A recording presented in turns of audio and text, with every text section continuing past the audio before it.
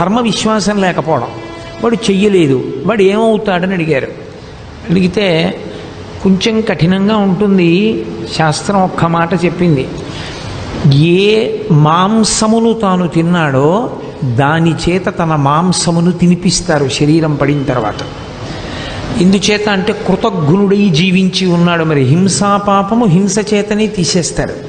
కాబట్టి తత్మాంసమును, ఏ మాంసమును తిని కృతజ్ఞుడై జీవించాడో ఈ యజ్ఞములు చెయ్యకుండా, దాని చేతనే మళ్ళీ శరీరమునకు సంబంధించిన మాంసమును తినిపిస్తారు.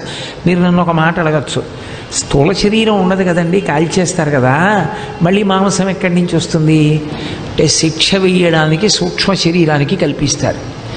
కాబట్టి కాయిక హింస అన్నదే మంచిది కాదు. అయితే ఇక్కడ ఒక ప్రశ్న వస్తుంది, మాంసాహారులు అని కొంతమంది ఉంటారు, వాళ్ళకి జన్మతః